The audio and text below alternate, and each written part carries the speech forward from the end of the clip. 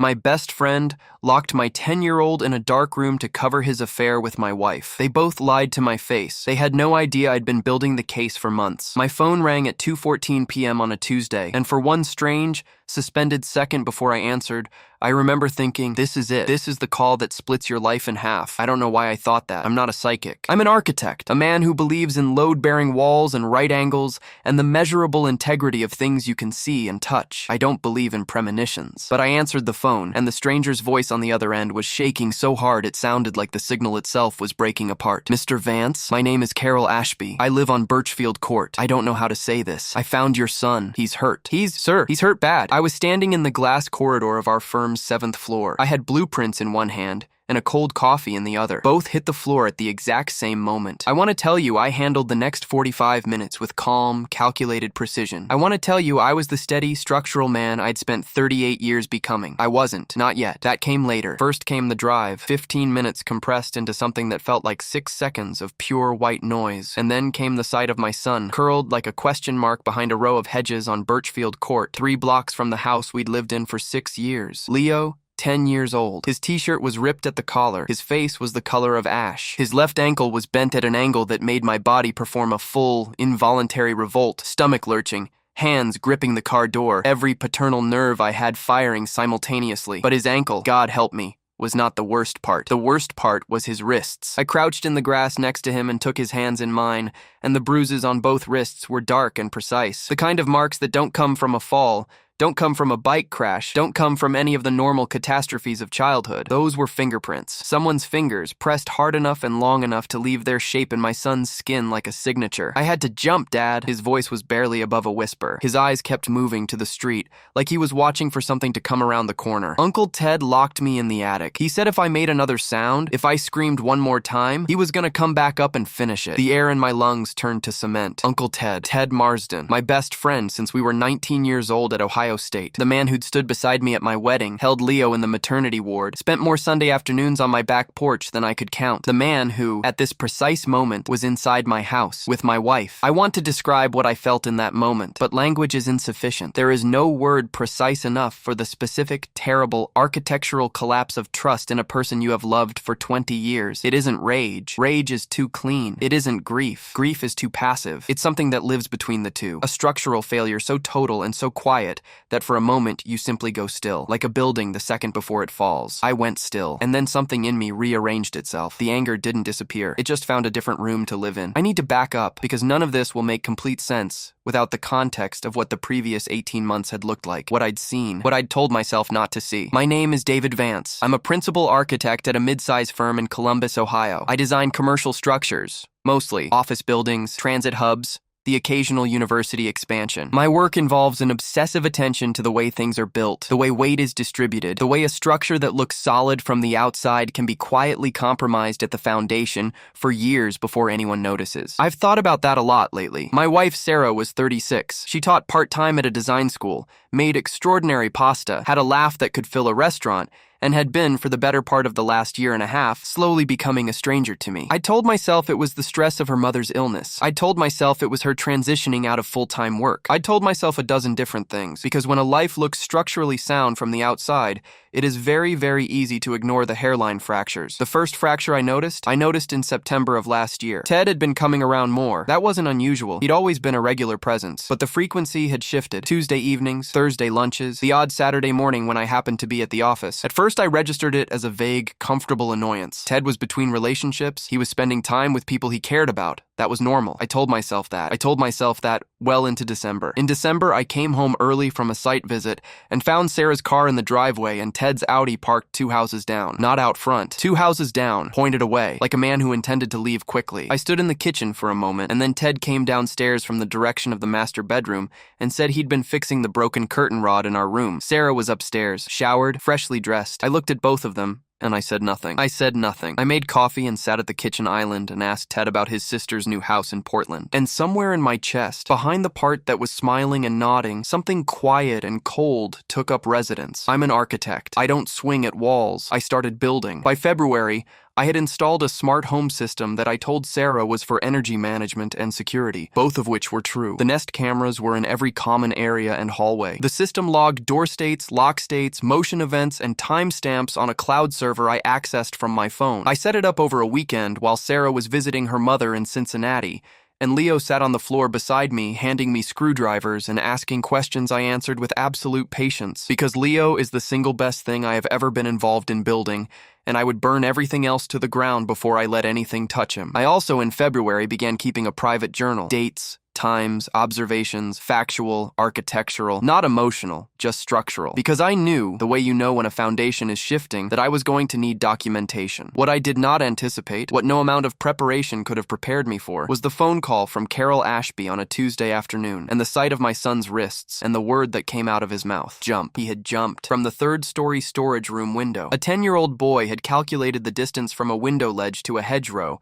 and decided that fracturing his ankle on the way down was a safer choice than staying in the room with the man who'd put him there. That's who my son is. That's who I almost let someone take from me. I crouched in the grass and I held Leo's face in my hands and I told him, with complete and total certainty, that he was safe, that I was here, that nothing else was going to happen to him today. Then I pulled out my phone. I opened the smart home app first. 2:32 p.m., third floor storage room, locked. 2:30 p.m., third floor hallway, camera offline. He'd unplugged the camera. Ted Marsden had been in my house enough times to know exactly where every camera was, and he'd unplugged the one in the third floor hallway before dragging my son upstairs. That is not a man losing his temper. That is premeditation. That is a man who understood the stakes and made a conscious choice to eliminate the evidence first. My hands were completely steady as I screenshotted the app logs, uploaded them to cloud storage, and then photographed Leo's wrists from 4 angles in the afternoon light. His ankle, his torn collar, the scrapes along his left palm from the landing. I documented all of it with the same methodical focus I bring to a site inspection. Then I called 911. This is David Vance at 412 Haverford Drive. I need to report a felony in progress. Aggravated child abuse and unlawful imprisonment of a minor. The suspect is currently inside my home. My son requires an ambulance. I believe he has a compound fracture of the left ankle and significant contusion injuries to both wrists. The dispatcher asked me to confirm the address twice. I confirmed it twice. Mr. Vance, are you safe? I'm fine, I said. Please send someone quickly. My son is in shock. I kept my voice flat as poured concrete. Then I asked Carol Ashby, who had been standing 10 feet away with her hand over her mouth since I arrived, to stay with Leo until the ambulance came. She nodded without a word. I squeezed Leo's hand. He looked up at me with an expression that I will carry for the rest of my life. This compound thing that was terror and relief and something that looked terrifyingly like an apology, like he thought some part of this was his fault. You did everything right, I told him. Everything. I'm so proud of you. Then I stood up, straightened my jacket, and walked to my front door. Vanilla candles, soft jazz from the Bluetooth speaker on the bookshelf, a bottle of Napa Valley Red, 2/3 empty, sitting between 2 glasses on the coffee table. The living room of my house had been arranged into a performance. Everything soft, warm,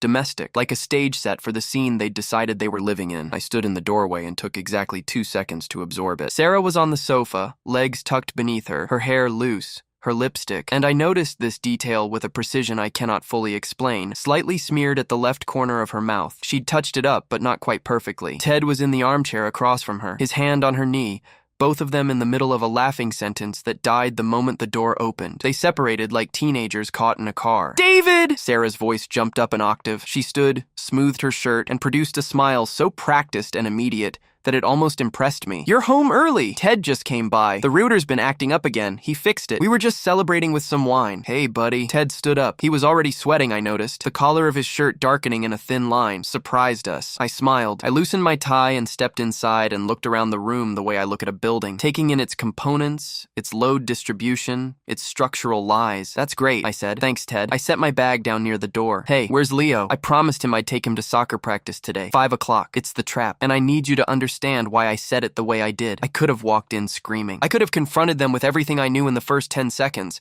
but screaming is what people do when they want to feel something. I needed something more than feeling. I needed a recording. I needed her to say it out loud, on the record, in her own voice. Sarah didn't even pause, didn't blink. The answer came out of her like she'd already rehearsed it, which, and this hit me like a physical thing, she probably had. They'd probably agreed on the story before I came home. They'd sat in my living room with their wine and their jazz, and they had calmly constructed a lie about my son. Oh, he was being such a brat earlier. She waved her hand. Actually waved her hand like she was swatting away something inconvenient. Throwing a total fit, I sent him to his room to cool off. He's sleeping. Don't wake him up, he was exhausted. She patted the cushion beside her. Come sit. Have a glass. My phone in my jacket pocket was recording every syllable. You checked on him? I asked softly. Recently? Of course I did. She smiled again. That same immediate, polished smile. He's out cold. Come sit with us. I stopped smiling. I took one step toward the center of the room and I looked at Ted, and something in my face must have shifted because his sweating intensified. His posture changed. He took a small, unconscious step backward. Ted, my voice went entirely quiet. You know Leo has claustrophobia. We've had that conversation. You, me, at least 4 times over the years. You know he sleeps with a nightlight because he can't handle the dark. You know this about him. Ted shifted his weight. Sure,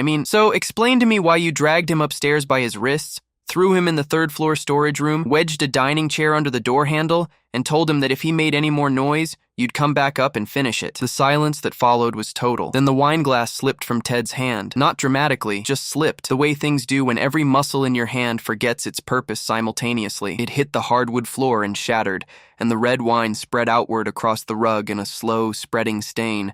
And for one irrational moment I thought, there it is. There's the thing under the surface. There it is. Sarah's face had gone the color of old paper. What? No. Ted said he said it was a timeout. David, he said, our son is not sleeping, Sarah. I pointed toward the front window. He's in the ambulance that's about to pull up to our house. He has a shattered ankle because he jumped from the 3rd-story window to escape. He crawled through the hedges on Birchfield Court because he was afraid to come home. Sarah made a sound I have no word for. It was the sound of a person whose internal architecture gives way all at once. He crawled through the bushes, I said, and I could feel my voice beginning to crack at the edges, and I let it crack, because some things should crack, to hide from his own mother. Ted exploded. The kid was spying on us. He stepped forward, voice rising, finger pointing, still trying to find the version of this where he was the reasonable one. We needed 5 minutes, the kid was downstairs, we just needed a little space, and he came upstairs and he started screaming, and we just needed him to stop. You imprisoned a child to cover your affair, I said. Under Ohio Revised Code 2905.02, that is felony abduction. Under ORC 2919-22, that is child endangerment. Both carry mandatory minimums. The sirens were already audible. Ted heard them. Something behind his eyes shifted from panic to calculating to, finally, a kind of stunned blankness, like a man watching the walls come in. Sarah ran to the front window. She saw the squad cars, 3 of them, and behind them, the ambulance. She saw the lights. She saw the neighbors beginning to emerge from their houses. She saw, in real time, the specific social annihilation she had spent 12 years building a perfect life to avoid. She turned and grabbed my arm with both hands, her voice breaking into something between a scream and a sob. David, please, stop them. You can stop them. Think about what this looks like. Think about the neighbors. Think about my reputation. This is a misunderstanding. This is all a complete... I removed her hands from my arm. You should have thought about your reputation, I said quietly, before you chose him over your son. He was a broad, measured man who moved through my living room the way people move through a crime scene they've already been briefed on, which in a way he had been, because I had given the dispatcher enough detail that this was not a standard domestic call. Detective Okafor looked at the shattered glass on the floor, the 2 wine glasses, the vanilla candles, and then he looked at me. Mr. Vance, detective. I handed him my phone. Smart home log showing the 3rd floor camera going offline at 2:30 p.m., and the storage room door being locked from the outside at 2:32. Photographs of my son's wrist injuries and ankle injury, time-stamped 2:47 p.m. Audio recording of my wife confirming my son was in his room asleep, recorded 3 minutes ago in this room. I pointed toward the dining area. That chair. Dusted. He used the back rail to wedge the storage room door. His prints will be on the underside of the crossbar. Okafor looked at me for a long moment, with an expression I've come to recognize as professional respect. You're thorough, Mr. Vance. I'm an architect, I said. I document things. Ted was cuffed and walked out through the front door. He did not go quietly. There was shouting, some thrashing, a claim that the whole thing was being mischaracterized, that he could explain, that Leo had misunderstood the situation. The officers were patient and entirely unmoved. Sarah was escorted out more quietly. She walked out of her own front door in handcuffs, in front of the Hendersons who'd had us to their 4th of July party 2 months ago, in front of the Kims who'd babysat Leo last Thanksgiving, in front of the gathering, slowly horrified cluster of neighbors on Haverford Drive. Her mascara had tracked down both cheeks in dark rivers. Her hair had fallen forward. Her carefully constructed life was dismantling itself in real time, in front of the specific audience she'd spent years performing for. She looked back at me once through the squad car window. I don't know what she was looking for. Mercy, maybe. Or the version of me she'd thought she knew. The patient, deliberate man who loved her, who would have found a way to rationalize things, who would have asked for an explanation and let her give one. That man had been in the hedges with his 10-year-old son. He wasn't available. Leo was taken by ambulance to Nationwide Children's Hospital, where he was met by Dr. Patricia Huang, the attending physician on duty in the pediatric trauma unit. She had Leo's ankle in an imaging suite within 20 minutes of arrival and confirmed what I already suspected, a displaced fracture of the distal fibula requiring surgical fixation. She was also the one who formally documented the wrist contusions. These are consistent with forcible restraint, she told me, in the corridor outside Leo's room, with the quiet, clinical directness of a woman who had said these words before and understood the weight of them. Both wrists. The bruise pattern suggests the grip was sustained, not momentary. Someone held on. She referred Leo's case immediately to the hospital's Child Protective Services liaison, a woman named Diane Foster, who introduced herself to me in the family waiting room with the specific weariness of someone who has cared deeply about her job for too long in a system that doesn't always make it easy. Mr. Vance, I want to be straightforward with you about the process from here. She sat across from me with a legal pad and a voice recorder. Given the circumstances, a documented injury, the circumstances of how your son came to be injured, and the statements he's already given to the attending physician, I'm going to be recommending emergency protective custody be granted to you pending a full investigation. That process will take several weeks. I understand. I also need to tell you that given your wife's involvement, her presence in the home, her apparent knowledge of the situation, and the statement she made to you about your son's location, she paused. That statement on the recording, that's significant. I know. You planned this, she said. It wasn't an accusation. It was closer to an observation. I documented a situation I was afraid of, I said. I hoped I was wrong. She held my gaze for a moment, then wrote something on her legal pad. By the time I got back to Leo's room, he was out of imaging and settled into a pediatric bay with his ankle in a temporary splint, his wrists lightly wrapped, and a popsicle, orange, his favorite, which the nurse had somehow known to provide. He looked small in the hospital bed. He looked like every vulnerable version of himself simultaneously. The newborn I'd held in a maternity ward, the 3-year-old who'd cried through his first haircut, the 7-year-old who'd broken his arm on the monkey bars, and been more concerned about my face than his own pain. He looked at me when I walked in. Is Mom coming? He asked. I sat in the chair beside his bed, and I took his hand, carefully, gently, mindful of his wrists, and I looked at him for a moment before I answered, because I needed to choose the words with the kind of care they deserved. Nobody, I said. She made her choice today, and you and I, we're going to be okay. He thought about this for a second. Then he asked if we could watch the Lego movie on the room's TV, and I said absolutely, and I sat beside him in that hospital chair, and we watched it together, and somewhere around the 40-minute mark, I realized that my hands had finally stopped shaking. The weeks that followed were not simple. Anyone who tells you justice is clean has never watched it actually work. Ted Marsden was arraigned on 3 counts: felony abduction of a minor, child endangerment, and, because the state of Ohio takes the deliberate disabling of security equipment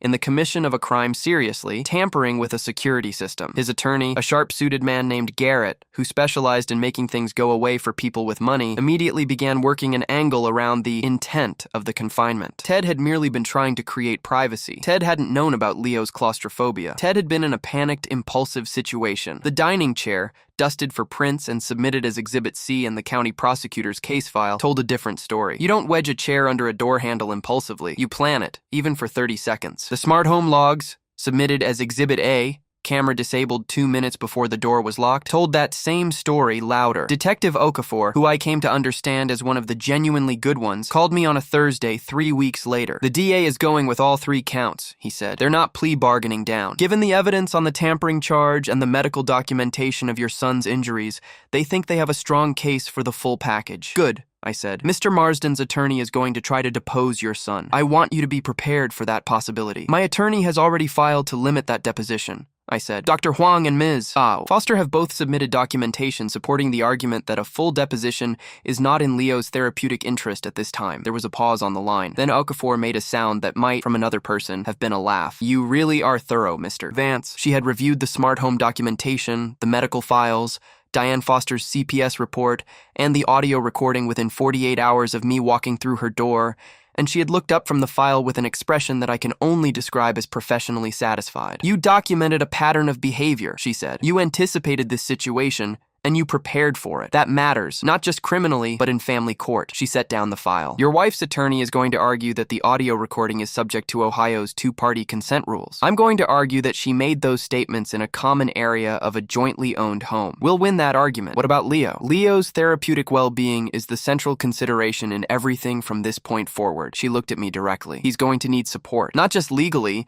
He's going to need a therapist who specializes in childhood trauma, and he's going to need consistency, a stable parent, a stable home. I know. Can you provide that? I'm providing it right now, I said. Leo had been seeing Dr. Erica Bloom, a child psychologist at Nationwide Children's with a specialty in trauma and family disruption, twice weekly since his discharge from the hospital. She was 34 years old, deceptively quiet, and had a way of sitting with Leo that made him talk more openly than he'd ever talked to any adult in his life, including me. In our first joint session, she told me something I've thought about every day since. Leo is not broken, she said. Children are not broken by hard things. They are shaped by them. What shapes Leo now? The stability you provide, the way you speak about what happened, the way you let him feel what he feels without trying to fix it. That determines everything. I wrote it down. I carry it with me. The divorce proceedings, which ran parallel to the criminal case, were their own particular exercise in watching a foundation collapse piece by piece. Sarah had retained an attorney named Bradford, who was very good at making sympathy, and who was not, in the end, good enough. The audio recording was admitted. The smart home documentation was admitted. Diane Foster submitted a 14-page report to the family court judge. Dr. Bloom submitted a separate assessment confirming Leo's stated preference,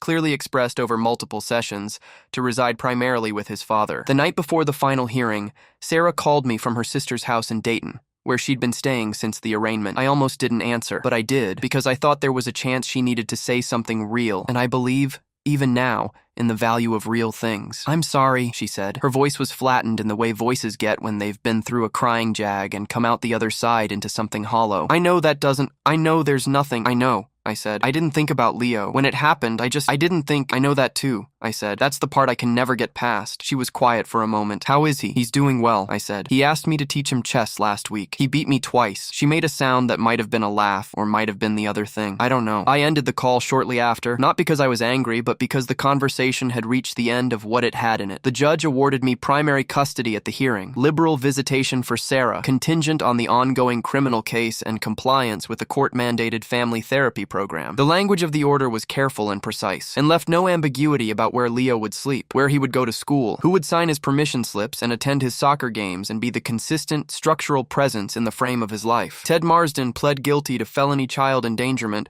and aggravated child abduction 7 weeks after his arraignment. His attorney had apparently reviewed the Exhibit C prints and the Exhibit A logs and the audio recording, the clean, clear sound of a woman saying, "He's out cold, come sit with me," and advised his client that 12 jurors would not be charmed by the intent argument. He was sentenced to 22 months in a state correctional facility, 3 years probation, and a permanent entry on the Ohio Sex and Violent Offender Registry that will follow him for the rest of his professional life. His position at the engineering consulting firm where he'd worked for 9 years was terminated the morning after the guilty plea appeared in the local news. His name was, within 24 hours, removed from the firm's website, their LinkedIn, their conference speaker bio page, everything. 20 years of friendship, dissolved by a dining chair wedged under a door. I haven't spoken to him since the day the cuffs went on. I probably won't. There's a thing that happens after the crisis is over, and the documents are filed, and the judge has signed the order, and the ambulance has long since left, and your son is home and healing. A thing nobody tells you about, which is the silence. The profound, disorienting silence of a house that used to hold 4 people and now holds 2,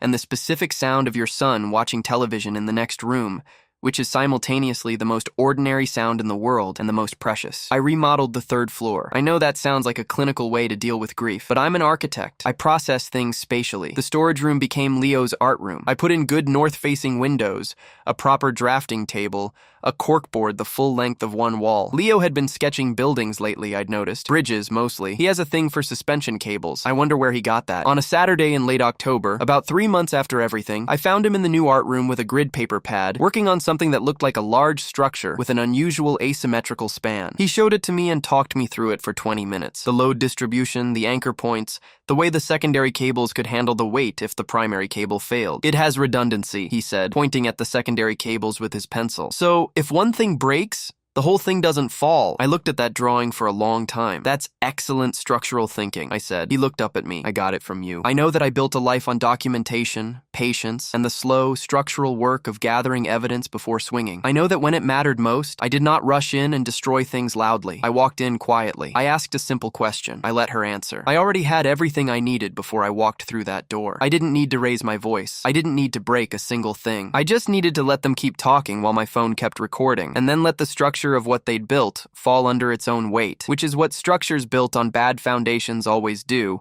eventually, if you're patient enough to wait." The last thing Leo said before he fell asleep that night in October, 3 months after the ambulance, after the arraignment, after the hearing and the settlement and the 22-month sentence and all the rest of it, he looked at me from his pillow and said, "Dad, you came really fast." I did. I came as fast as I've ever moved in my life, and I will never stop moving that fast for him. Not once. Not ever. He closed his eyes. I turned out the light, but not all the way. I left the nightlight on. We've never had to talk about why. If you made it this far, you already know why this story needed to be told. Some foundations look solid until you document what's underneath. Hit like if you believe kids deserve someone who comes fast.